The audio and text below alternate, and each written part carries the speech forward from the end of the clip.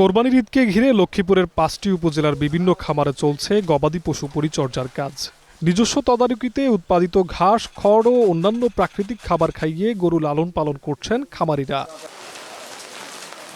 ঈদকে ঘিরে এবার পশুর কোনো ঘাটতি হওয়ার আশঙ্কা নেই বলে মনে করছেন খামারের কর্মচারী ও স্থানীয়রা। আমাদের এবছর প্রায় ১০০টির উপরে গরু আছে।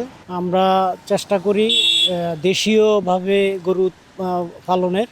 আমাদের আসলে অনেক জমিতে ঘাস লাগানো আছে, আমরা ওই ঘাস দিয়ে খাওয়াচ্ছি, তারপরে খৈল ভুসি খাওয়াচ্ছি।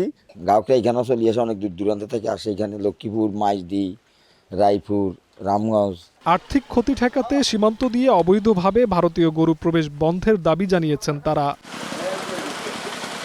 গরু লালন পালনে প্রাণী সম্পদ দপ্তর থেকে কোনো সহায়তা মিলছে না বলে অভিযোগ করেন খামারিরা।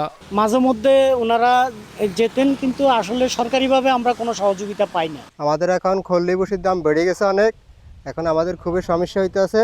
অভিযোগের বিষয়ে কোনো কথা না বললেও জেলা প্রাণী সম্পদ বিভাগ বলছে, চাহিদার তুলনায় পশু বেশি থাকায় ঈদে ঘাটতি হওয়ার কোনো আশঙ্কা নেই। গবাদি পশুর যারা রুষ্ট পোষণ করছে, আমাদের উপজেলা প্রাণী সম্পদ কর্মকর্তা এবং আমরা সার্বক্ষণিকভাবে তাদের মনিটরিংয়ে রাখছি এবং তাদের সহযোগিতা করে যাচ্ছি।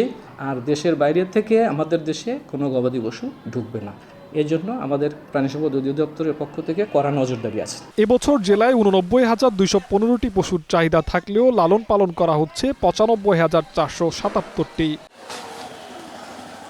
জিহাদ রাহাত, গ্রিন নিউজ ডেস্ক।